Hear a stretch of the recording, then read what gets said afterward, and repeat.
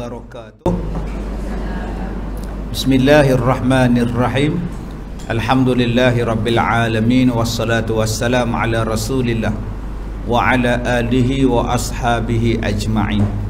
Bismillahirrahmanirrahim. Alhamdulillahi rabbil alamin, Ar-Rahmanir-Rahim, Maliki yaumiddin. Iyyaka na'budu wa iyyaka nasta'in. Ihdinas siratal mustaqim, siratal ladzina an'amta 'alaihim, ghairil maghdubi 'alaihim waladdallin. Bismillahirrahmanirrahim. Qul huwallahu ahad, Allahus samad, lam yalid wa lam yulad wa lam yakul lahu kufuwan ahad. Bismillahirrahmanirrahim. Qul huwallahu ahad, Allahus samad, lam yalid wa lam yulad wa lam yakul lahu kufuwan ahad. Bismillahirrahmanirrahim. Qul huwallahu ahad, Allahus samad, lam yalid wa lam yulad wa lam yakul lahu kufuwan ahad. Allahumma salli ala sayyidina Muhammad wa ala alihi wa ashabihi ajma'in. Alhamdulillah, kita membaca kitab Bahrul Mazi jilid yang ke-15, Abwabul Fitan, bab yang ke-7. Bab ma jaa fi luzumil jamaah, bab yang datang ia pada menyatakan hadis yang membicarakan tiada memencilkan daripada jamaah, ya, tiada memencilkan daripada jamaah. Baik,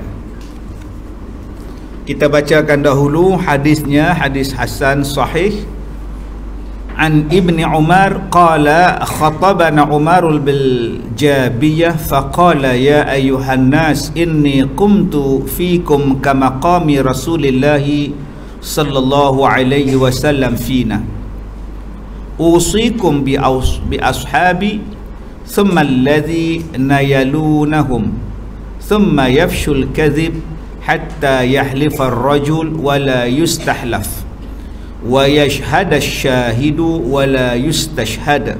Ala la yakhluwanna rajulun bi amra'atin illa kana thalithuhuma asy-syaitan. Alaikum bil jama'ah wa iyyakum wal furqah fa inna asy-syaitana ma'al wahidi wa huwa minal itsnaini ab'ad. Man arada buhbuhatal jannah falyalzim jama'ah. Man sarrathu hasanatuhu wa sa'athu sayyi'atuhu fadzalikumul mu'min. Hadis yang hasan sahih lagi gharib. An Ibni Umar, daripada Abdullah bin Umar, qala, katanya, khatabana, telah berkhutbah kepada kami, Umar bil Jabiyah, Sayyidina Umar di satu tempat nama dia Jabiyah. Faqala, berkatalah Sayyidina Umar, ya ayuhan nas, wahai sekalian manusia, inni kumtum fikum, bahwasanya berdirilah aku di dalam kamu semua ini, kama qami Rasulullah sallallahu alaihi wasallam fina, sebagaimana telah berdirinya Rasulullah sallallahu alaihi wasallam dengan kami satu masa dulu. Faqala, Nabi berkata, usikum bi ashabi, aku berpesan kepada kamu wahai sahabatku. Thumma allazina yalunahum, kemudian kepada orang-orang yang akan mengiringi kamu selepas ini.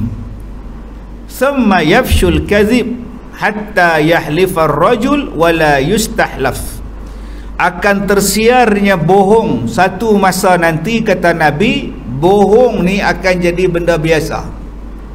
Cerita bohong, cerita merapu, cerita tak betul akan jadi cerita biasa. Sehinggalah, kata Nabi, hatta yahlifar rajul, sehinggalah bersumpah seorang lelaki, wala yustahlaf, padahal dia tidak dituntut untuk bersumpah, wa yashhada asyahidu wala yustashhid, malah ada orang yang sanggup menjadi saksi padahal dia tidak dituntut pun untuk menjadi saksi. Ala, dan tidakkah la yahluwanna rajulun bi amratin illa kana salisuhuma syaitan, tidakkah tinggal seorang lelaki dengan seorang perempuan melainkan yang bertiganya adalah syaitan.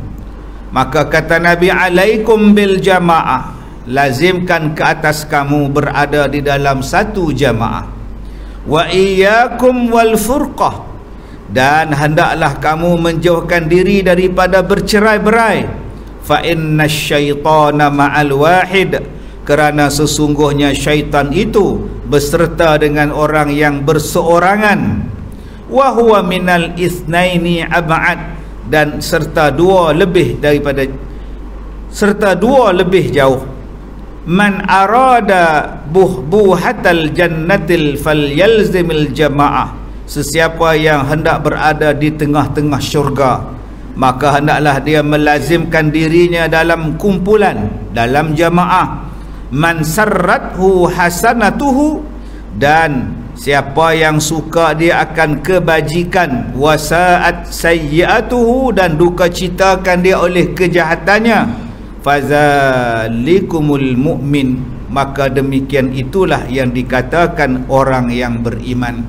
Itu hadis yang pertama, menyebut tentang peristiwa di akhir zaman banyaknya pembohongan berlaku. Malah yang cakap jadi saksi pun bohong, yang sanggup bersumpah pun bohong. Tak tahulah zaman bohong ni sampai ke tak sampai. Okey, agak-agak dah sampai belum zaman bohong semua? Ya, tengok hak ni bohong, baca yang ni bohong, dengar yang ni bohong. Lalan kena nombor 3. Tak cukup 3, nombor 4. Tak tahu sampai berapa. Anda faham? Tak faham sudah. Okey. Dulu kata 2 cukup dah, elok dah, tak kena dah. Lah kena juga, tak mana cerita ni. Baik, ini bukan di Malaysia, ni di Afrika. Okey. An Ibni Abbas qala Rasulullah sallallahu alaihi wasallam, yadullah ma'al jamaah. Apa yang saya hurai ni semuanya berlaku di planet Marikh. Okey, bukan berlaku di Malaysia. Harap maklum. Baik. Dan daripada Abdullah bin Abbas katanya telah bersabda Nabi sallallahu alaihi wasallam, qudrah Tuhan bersama dengan jamaah, yadullah ma'al jamaah. Itu hadis yang kedua, hadis yang gharib. Hadis yang ketiga, an Ibni Umar anna Rasulullah sallallahu alaihi wasallam qala, innallaha la yajma'u ummati aw qala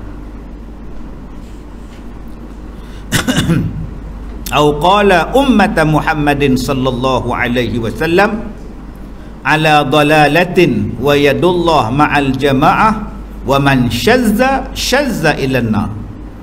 Katanya daripada Abdullah bin Umar radhiyallahu anhuma, bahwasanya Nabi sallallahu alaihi wasallam bersabda, bahwasanya Allah tiada ijma'kan umatku, atau sabdanya umat Muhammad sallallahu alaihi wasallam atas kesesatan, dan tangan Allah beserta dengan jamaah, dan sesiapa yang memencilkan diri, mencillah ia kepada neraka.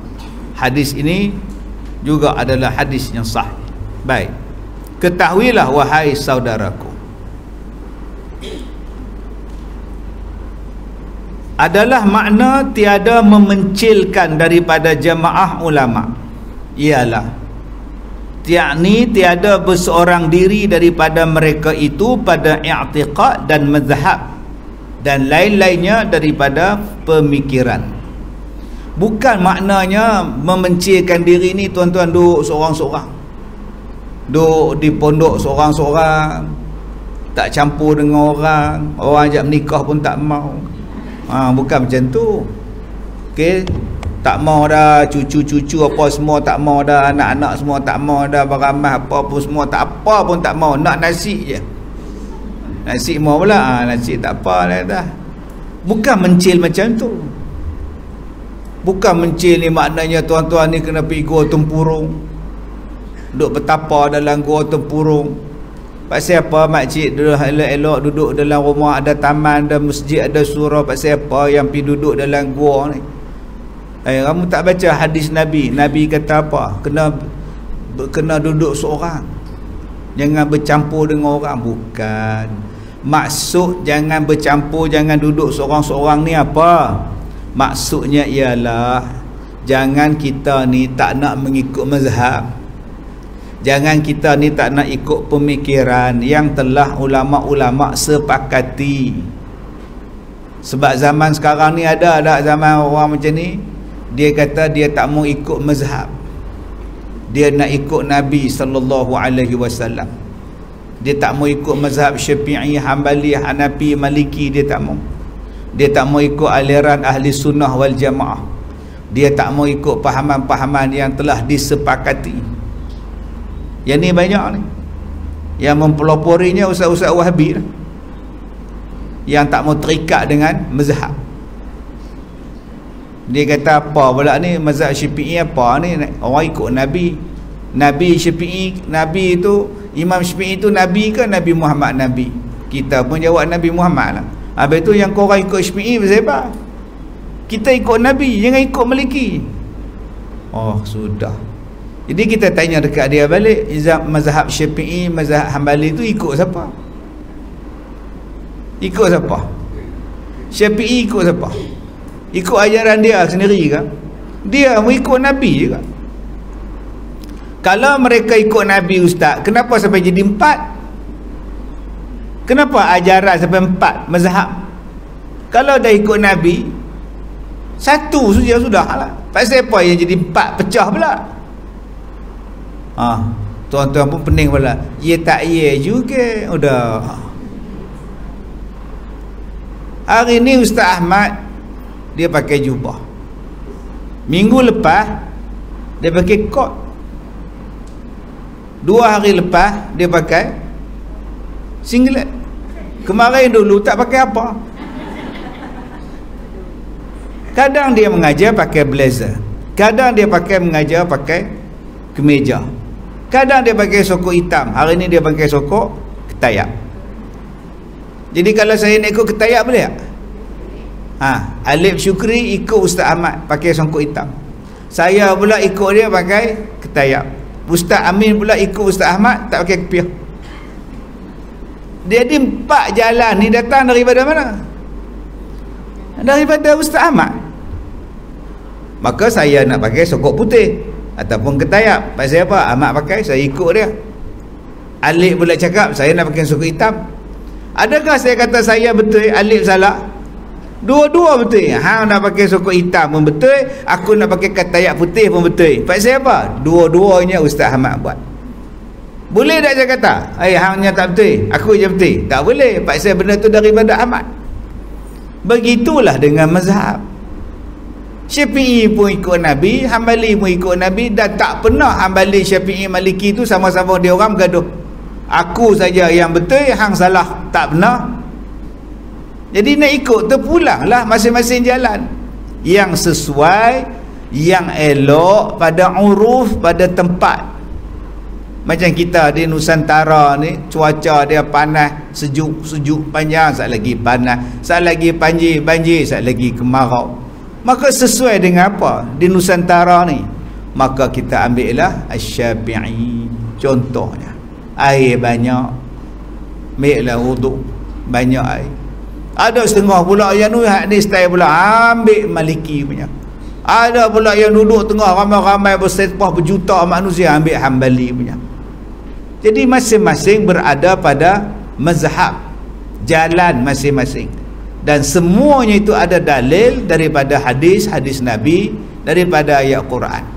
Maka kata Nabi, lazimkan kamu berada dalam jamaah, jangan memencilkan diri daripada jemaah sampai nak buat mazhab sendiri. Bila tanya dekat dia, saya nak ikut Nabi, macam mana yang kamu faham dengan Nabi? Tengok hadis yang kita baca tadi. Nabi kata apa? Yadullah ma'al jamaah.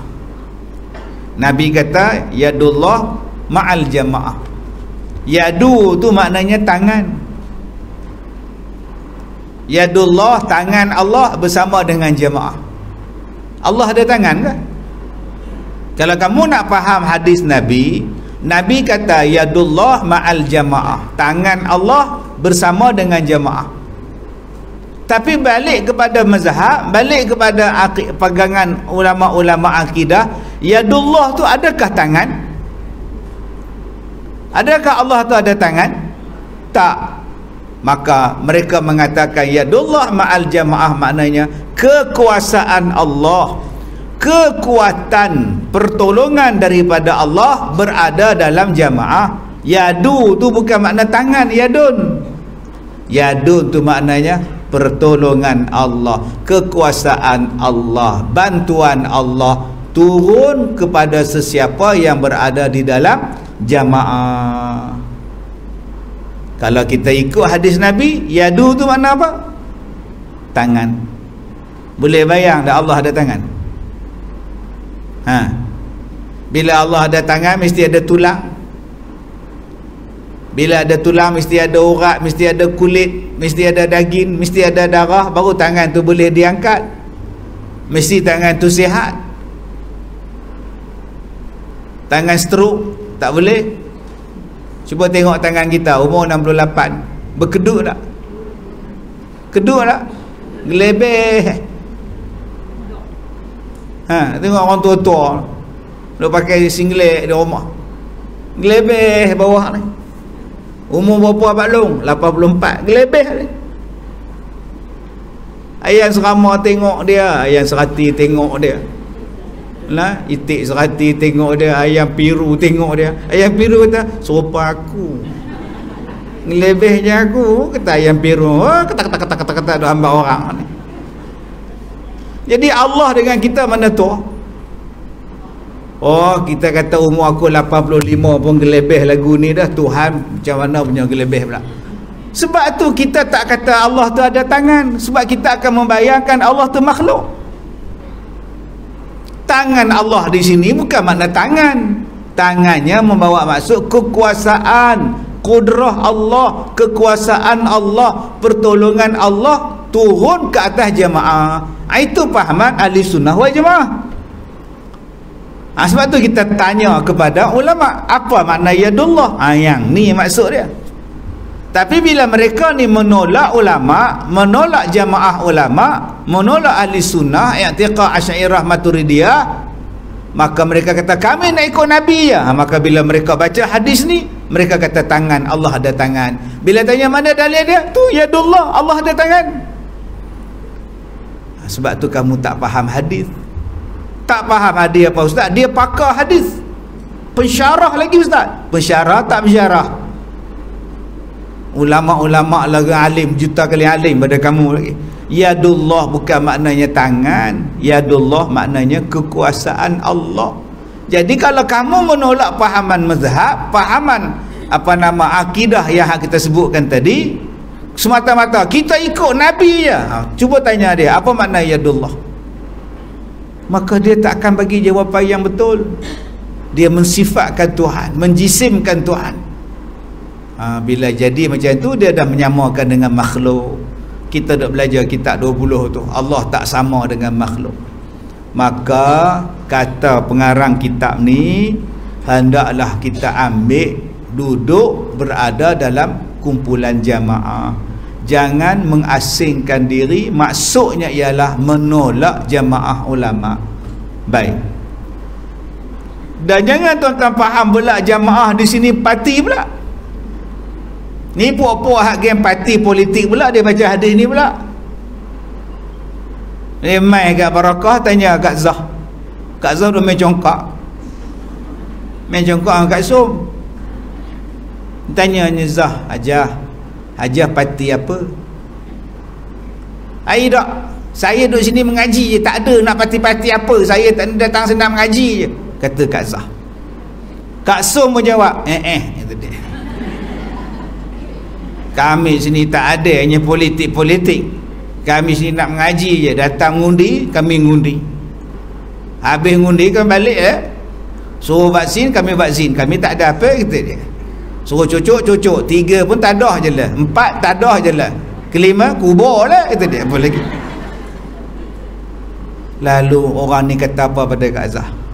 Alaikum bil jamaah, hendaklah kamu berada dalam kumpulan jemaah. Nampak Kak Azhar?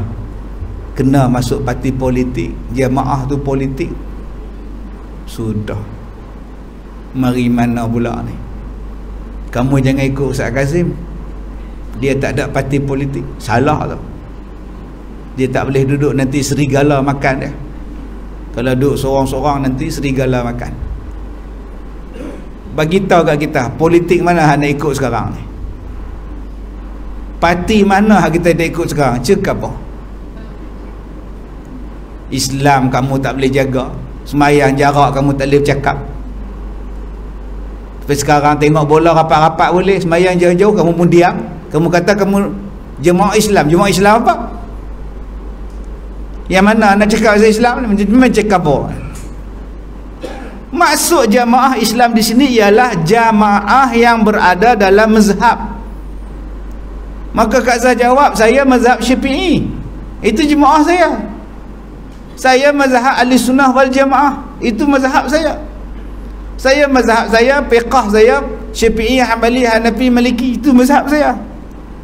Pemahaman saya ialah Asy'ariyah, Maturidiyah. Pahaman tauhid saya. Tak mana yang tak betulnya saya. Dah pasal Kak Zah tak mendaftar sebagai ahli. Kalau aku mendaftar sebagai ahli, kemudian aku kena pangkah orang kafir, apa beza? Dulu ingat ada satu jemaah Islam suruh pangkah orang kafir. Kamu kata kamu Islam, tapi kamu bersekongkol dengan orang kafir. Tak mana Islam. Jadi jangan gunakan hadis ni untuk mengatakan bahawa kamu saja yang betul. Maksud hadis ini ialah orang yang berada pada mazhab, bukannya berada dalam siasah politik. Yang parti itu dipanggil siasah politik. Yang kita bincang sekarang ni al-jamaah, bukan jemaah. Bukan jemaah sembahyang. Hanya faham ni pula hadis ni. Sebab tu ada ustaz dia ceramah, dia tanya pula, jamaah? Ya, itu jemaah juga. Tuan-tuan pergi umrah, sebut apa? Jemaah juga. Baik, jemaah umrah semua jemaah juga. Sembahyang jemaah pun jemaah juga. Makan nasi ramai-ramai pun jemaah juga. Oi, banyak benar jemaahnya pun. Jemaah haji, oi banyak. Sebab tu maksud yang kita baca ni ialah jamaah pada i'tiqad, pada mazhab, dan hukum-hukum Allah yang terbit daripada Al-Quran dan hadis Nabi sallallahu alaihi wasallam. Maka apabila seseorang yang alim itu memencilkan ia pada faham daripada segala faham jamaah ulama, walaupun dia alim, tapi dia tak nak ikut mazhab, dia tak nak ikut pahaman-pahaman yang dah mu'tabar, mu'tamad, ataupun seorang jahil macam kita ni jahil lah, walaupun kita dekat 10 kilo punya berat, lebih lagi daripada 10 kilo ni, pendek sakit bahu, kita kata jahil lah, kita tak tahu. Ataupun tiada tahu apa asal hukum Allah, kerana menurut ia akan faham alim yang memencilkan diri tadi daripada segala faham ulama, maka mereka itulah tiada bersama-sama dalam sidang jamaah ulama namanya.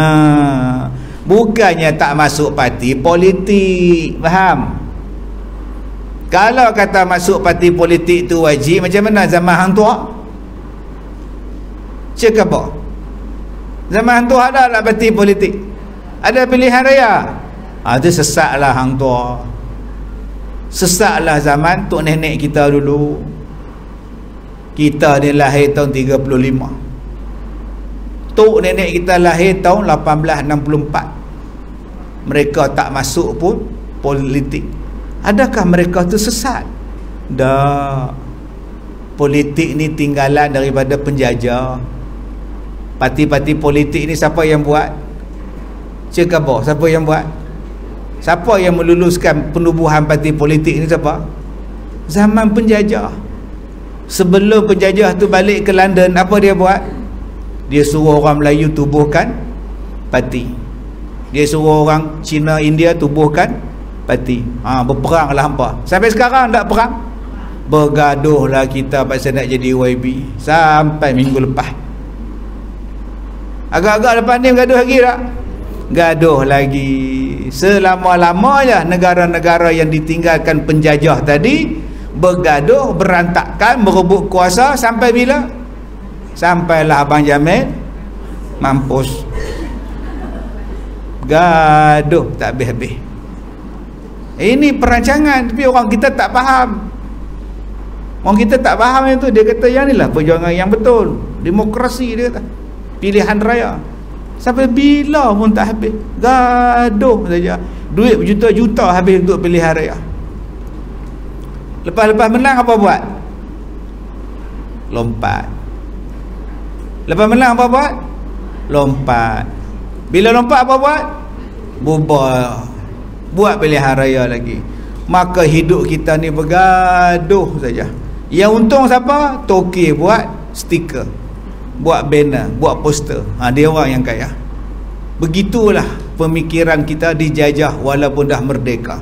Sepatutnya balik kepada Islam. Macam mana nak memimpin, macam mana nak jadi pemerintah. Baik, kemudian maka tertariklah dirinya kepada neraka bila dia menolak pahaman mazhab, pahaman aliran akidah tadi. Tertariklah dia pada neraka, yakni senanglah menyimpang dirinya kepada jalan yang tiada betul oleh sebab berkawan ia dengan nafsunya, berkawan ia dengan syaitan, sehingga tiada ia sadar akan dirinya masuk neraka dengan sebab dia memencilkan diri dari ulama. Maka janganlah memencilkan diri, itulah yang disuruh oleh syarak kita. Maka kita sekarang ni berada dalam mazhab kita, pahaman akidah kita. Tuan-tuan pegang pahaman ni elok-elok. Nabi suruh pegang. Sebab zaman sekarang ni macam-macam tafsir, dia ikut suka hati dia. Dia baca surah Al-Fil tu, alam tara kaifa fa'ala rabbuka bi'as ashabil fil. Allah Ta'ala sebut rabbuka bi ashabil fil. Dia kata tentera bergajah. Ayat Quran tu. Ayat Quran tu. Tidakkah kamu lihat apa yang Allah Ta'ala buat kepada tentera bergajah? Maka dia kata gajah ni datang daripada Abrahah, dari Yaman. Yaman ni negeri panas. Nak menuju ke Mekah melalui Taif, masuk ke Mina sebelum nak serang ke Mekah. Mina tu tempat batu bata, gunung batu. Gajah ni pula makan banyak. Dia bukan macam kita makan nasi sepinggan tahan sebulan. Gajah sekali makan berapa kilo. Macam mana gajah boleh berjalan tengah padang pasir? Tak mampu gajah tu. Dia pula mengajak orang supaya suruh kaji balik, adakah betul tentera bergajah ataupun itu hanya perlembangan saja. La ilaha illallah. Apa nak jadi hari ni? Itu Pak Kiai, orang alim, dia kata kena kaji balik. Saya tidak menolak ayat ini, saya suruh tuan-tuan mengkaji. Allah memberikan kita akal, so kenapa tidak menggunakan akal? Apa gajah betul atau perlembangan? Kalau gajah ya bagaimana ya bisa berjalan di tengah pasirnya, padang pasirnya, ngak makan ngak minum, sedangkan gajah itu makannya besar. Tuan-tuan pun angguk iya tak iya. Bukalah tafsiran dia, bukalah huraian dia, dia ceritalah Yaman itu sebuah negara yang dijajah. Siapa yang menjajahnya? Yang menjajahnya ialah Ethiopia, negara Ethiopia. Raja Najasyi apa semua ni Ethiopia. Ethiopia ni duduk di mana? Ethiopia duduk di mana? Afrika. Yaman duduk di semenanjung Arab, negara jajahan. Afrika banyak ada harimau, singa banyak. Tu saya ceritalah bab gajah. Gajah dia telinga besar tak? Tengok-tengok gajah Afrika, telinga besar, gading besar. Sampai sekarang ada tak gajah di Afrika bersepah? Tang situ kita jawab dah. Bila negara tu menguasai sebuah negara, maka dia akan hantarlah bala tentera dia. Macam British menguasai tanah Melayu, adakah dia suruh orang Melayu jadi askar? Tak. Dia ambil orang Gurkha, ambil Gurkha tu jadi Hamid. Wak mari askar upahan dari mana? Dari Gurkha. Dia wak mari askar upahan dari India, orang Sikh, jadi tentera. Dia ambil upah sana sebab dia tak percaya pada orang tempatan jadi askar. Maka tentera-tentera ni dia ambil pada luar jadi askar. Dia pun hantar tak senapang? Hantar. Dia pun hantar tak kapal perang? Hantar. Prince of Wales dia hantar, yang Jepun letukkan dekat dengan pantai Pahang, pantai Terengganu. Supaya apa? Supaya nak mengawal negeri yang dia jajah. Macam itulah keedahnya daripada zaman Ethiopia dulu. Dia hantarnya Abrahah, dia hantarnya gajah, dia hantarnya macam-macam. Jadi bukalah sejarah balik, dari mana datangnya gajah, bila gajah tu sampai, macam mana nak diserang, apa benda yang dia nak bawa. Gajah ni terbahagi pada berapa? Gajah hutan, gajah sarkas, gajah kat kayu balak, satu lagi gajah apa? Gajah perang. Jangan lupa gajah ada jenis gajah perang, jenis bergaduh dengan orang punya. Ada gajah jenis angkat kayu balak, ada jenis gajah jenis mengorat. Mana jenis yang liar, dia ngorat bagi jinak. Ngorat lah, ngorat-ngorat. Gajah liar pun ikut dia, lalas naik lori perhelitan. Tu nama dia gajah ngorat, denak. Ada juga gajah sarkas, tu namanya hati merisati. Baik ya, suruh tarik kereta dia tarik, tu yang jadi cal merisati. Suruh gajah perang tarik, dipijaknya kereta tu. Jadi kena baca lah, kena baca habis.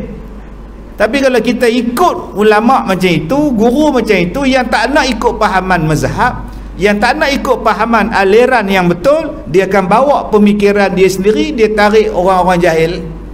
Maka kita dah menolak ajaran yang sebenarnya. Bila dah tolak yang benar, jadi salah. Salah tempat dia di mana? Salah tempat dia di neraka. Baik, bermula dalil yang demikian ialah sebagaimana hadis yang dikeluarkan oleh Abu Isa At-Tirmidzi. An Ibni Umar qala khatabana Umar bil Jabiyah faqala ya ayyuhan nas inni qumtu fikum kama qami Rasulullah sallallahu alaihi wasallam fina faqala usikum bi ashabi thumma alladhina yalunahum. Baik, diriwayatkan daripada seorang sahabat Nabi sallallahu alaihi wasallam, namanya Sayyidina Abdullah bin Umar Al-Khattab radhiyallahu anhuma, telah berkhutbah di hadapan kami sidang jamaah. Itu jamaah juga yang banyak oleh khalifah yang kedua bagi Nabi sallallahu alaihi wasallam, namanya Amirul Mukminin Sayyidina Umar Al-Khattab radhiyallahu anhum, di tempat yang bernama Jabiyah, iaitu satu qaryah di bandar Damsyik. Maka berkatailah ia di dalam khutbahnya, hai sekalian manusia, hai sekalian yang hadir, bahawasanya kami berdiri berkhutbah di hadapan kamu ini sebagaimana berdirinya Rasulullah sallallahu alaihi wasallam di dalam kami bersama dengan sahabat-sahabatnya. Nabi memberi nasihat, Nabi memberi ingat akan sahabatnya serta mengajarnya, disuruh buat macam ni, dilarang buat macam ini. Maka aku pun juga berdiri di tengah-tengah mereka Di sekalian kamu ini aku berdiri macam tu juga, nak menunjuk dan nak menyampaikan apa nasihatnya Nabi dan pengajarannya yang diberi kepada kami, akan beberapa nasihat dan pengajaran yang banyak. Kata Sayyidina Umar, aku nak sampaikan apa yang Nabi sampaikan pada kami. Sebab Nabi dah sampaikan pada kami macam aku ni duduk dengan kamu, macam ni lah. Jadi aku nak sampaikan beberapa arahan dan beberapa larangan daripada Nabi sallallahu alaihi wasallam. Kata Sayyidina Umar Al-Khattab radhiyallahu an. Pertama, setengah daripadanya ialah aku berpesan dan aku memberi jaga kepada sekalian kamu wahai sahabatku, hendaklah ambil peduli mereka itu, kemudian sekalian orang yang mengiringi mereka itu. Waktu Sayyidina Umar cakap ni, Sayyidina Umar bercakap di Al-Jabiyah. Al-Jabiyah duduk di mana? Duduk di Damsyik. Damsyik ni duduk di mana? Damsyik ni duduk di daerah Syam. Syam ni ada berapa? Syam ni meliputi berapa tempat? Pertama, dia meliputi Palestin. Pertama, dia meliputi Palestin, Jordania, Syria dan Lebanon. 4 negeri ni dulu dipanggil apa? Syam. Dia tak berpecah. Jordan, Palestin, Syria, Lebanon.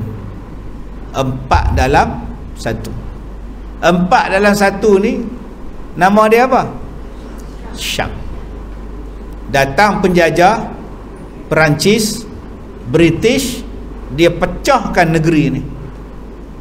British dia pecah, dia ambil Palestin. Syria apa semua ni Perancis ambil. British dia pergi ambil Palestin, dia buka Israel di situ. Jadi negara haram Israel. Hari ni negara-negara Arab dah buat hubungan diplomatik dengan dia. Dan orang Melayu ni pula pakai duit ikut orang Arab. Hang pandai pada Arab ke? Kamu pandai pada Arab ke? Orang Arab pun sembahyang macam ni, Mekah pun sembahyang. Tengok-tengok mereka buat hubungan diplomatik dengan Israel.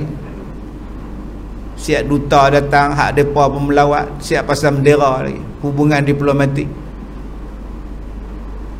Saya kata banyak kali lah, kita tak ikut Arab, kita ikut Nabi. Jadi penjajah-penjajah ni datang, dia divide and rule, pecah dan perintah. Asalnya satu, nama dia Syam.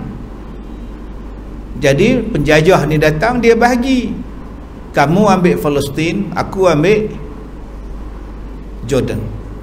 Kamu ambil Lebanon, aku ambil Syria. Negara-negara penjajah ni dia beda-beda. Kamu ambil tanah Melayu, aku ambil Filipina, aku ambil Kemboja, Belanda ambil Indonesia. Dia berbahagi-bahagi tak? Ni negara penjajah. Dia mari ke Filipina, dia jadi Sepanyol. Dia tukar habis Filipina. Filipina tu asal nama orang Islam, fi amanillah, tukar jadi Filipina. Tukar tanah Melayu, tukar. Indonesia Belanda ambil. Perancis pergi ke Kemboja, Vietnam semua. Negara hak selamat Thailand. Dia baik dengan semua orang, dia selamat. Dia tak campur. Begitulah negara-negara penjajah dalam dunia. Bukan setakat tanah Melayu saja dia pecah. Bukan setakat Nusantara saja dia pecah. Negara Arab pun dia pecah-pecahkan. Sebelum dia bagi merdeka pada negara-negara ni, dia tinggalkan dulu pahaman dia. Itu yang jadi huru-hara sampai sekarang. Negara Arab aman tak sekarang? Tak pernah nyaman sampai sekarang. Dia pergi ke India, dia kacau di India. Lalah jadi India satu, jadi Pakistan satu, jadi Bangladesh satu. Asalnya satu tu. India ke Pakistan ke Bangladesh ke sama ya. Hak bahagian utara sana Islam, bahagian ni bukan Islam. Di bawah pemerintahan raja sana, sultan sini, sultan sini.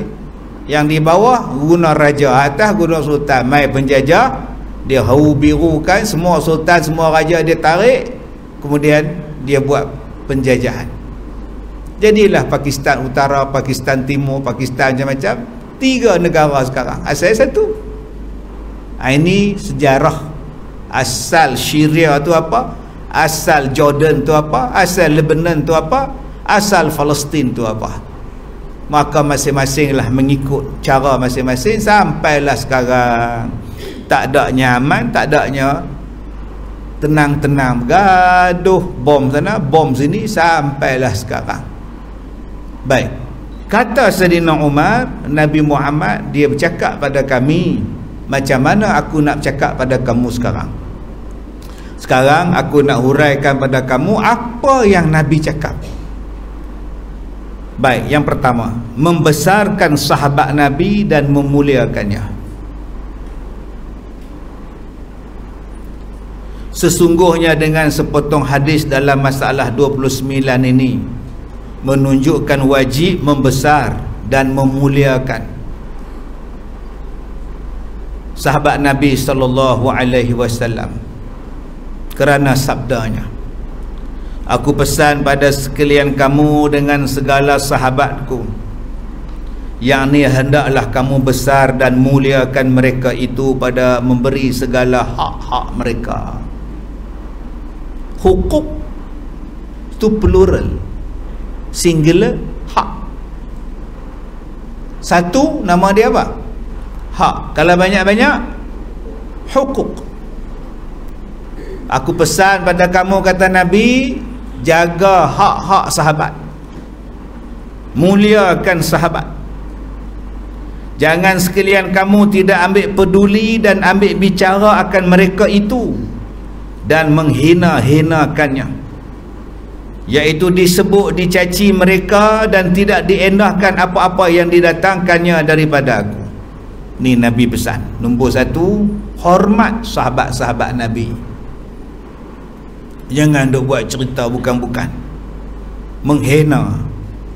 Sebab ada yang hina Abu Bakar As-Siddiq, Siti Aisyah. Dia panggil Abu Bakar tu tandas. Dia panggil Sayyidina Abu Bakar tu tandas, jamban dalam bahasa kita. Dihinanya sahabat-sahabat Nabi, Umar, Osman, Sayyidah Aisyah. Ini golongan Syiah. Okey, dikutuknya. Sebab tu kita sahabat-sahabat Nabi ni jangan duk kutuk. Apa yang mereka cakap tu, mereka tu ambil daripada Nabi. Maka jangan kita duk petikai pula, seolah-olah kita ni lebih pandai pada sahabat Nabi pula. Sebab ada orang petikai Nabi Muhammad dulu sembahyang Jumaat azan berapa kali. Ni datang daripada mana ya azan 2 kali ni sebelum khutbah ni? Kan kita sembahyang Jumaat, khutbah azan 2 kali. Nabi azan sekali je, pasal apa kita 2 kali? Maka ada pula orang kata kami nak ikut hak Nabi buat sekali je, dia pun azan sekali je. Tapi dia lupa ya azan 2 kali tu zaman Sayyidina Osman. Yang buat tu siapa? Osman. Habis tu tak, kami tak mau ikut Osman, kami nak ikut Nabi. Itu Osman buat salah? Taklah salah, tapi kami tak mau ikut. Kalau tak mau ikut salah. Ulama sepakat buat. Sebab keadaan manusia berubah. Bilangan juta.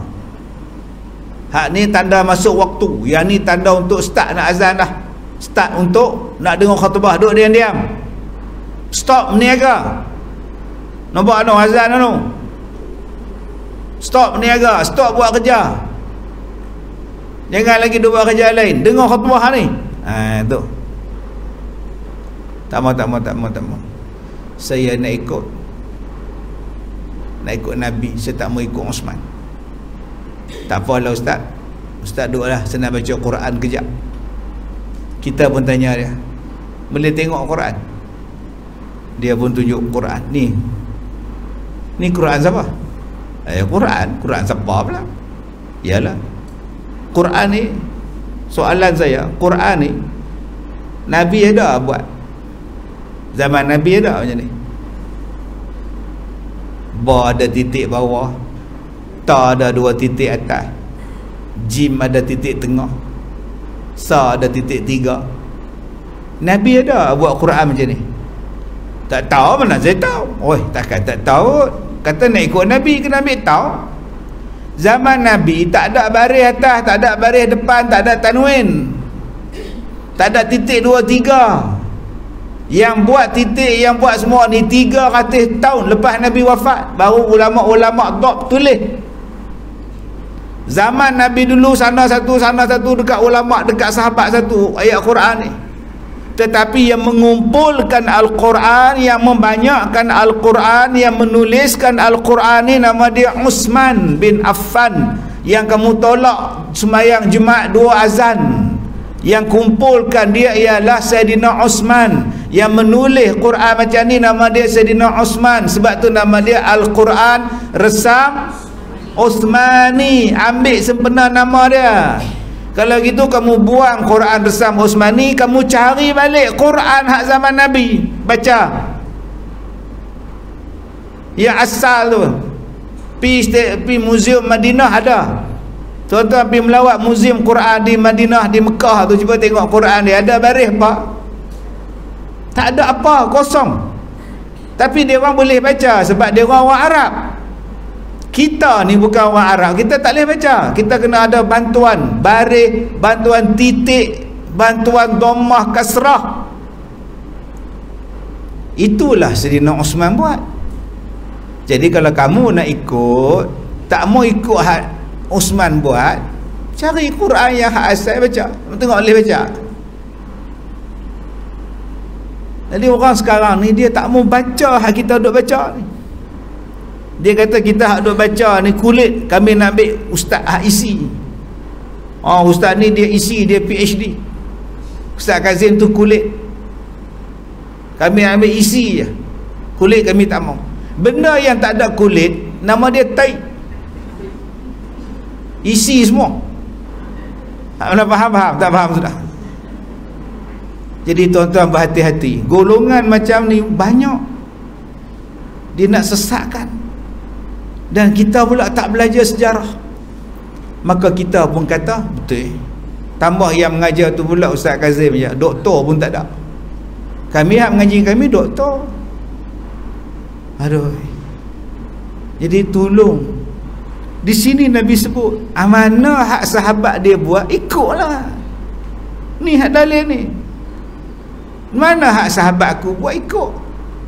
Nabi dia tak sembahyang jemaah, sembahyang tarawih. Nabi beberapa hari ya sembahyang di masjid tarawih, lepas tu dia buat di rumah. Yang buat sembahyang jemaah ni siapa tarawih? Umar Al-Khattab. Jom sembahyang jemaah, mai. Daripada hampa duk sembahyang sana seorang, sini seorang, mai kita buat jemaah. Itu yang asal tu. Kalau kita tak mau ikut, nak ikut Nabi saja, lepas ni sembahyang seorang-seorang. Apa saya tak buat jemaah tarawih? Kami ikut Nabi sembahyang seorang-seorang, sendiri-sendiri. Bid'ah lah sembahyang tarawih tu. Ini tidak, sikit-sikit bid'ah, sikit-sikit bid'ah. Apa yang sahabat dia buat, jangan buat tak peduli. Dan dengan mereka itulah jadi hina kafir. Pada masa tiada pertolongan Islam melainkan mereka. Orang kafir jadi hina bila sahabat ni perjuangkan Islam, kalah segala orang kafir ni. Maka mereka itulah yang sebenar-benarnya menanggung payah dan susah, betapa meninggikan Islam dan mengembangkannya. Setengahnya ditebus agama Islam dengan nyawa mereka, setengahnya ditebus agama dengan jiwa dan harta mereka. Maka hendaklah kamu membesarkan dan menghormati mereka daripada masa hidup mereka dan selepas mati para sahabat. Kamu kena hormat, ikut mereka, jangan sesekali dipertikaikan mereka. Itu pesan Nabi yang pertama. kepada sahabat-sahabatnya di Jabiyah, di Jabirah, tempat apa nama satu tempat di negeri Syam itu, insya-Allah. Baik, sekadar itu sahaja. Kita jumpa lagi besok insya-Allah. Wabillahi taufiq wal hidayah. Assalamualaikum warahmatullahi wabarakatuh.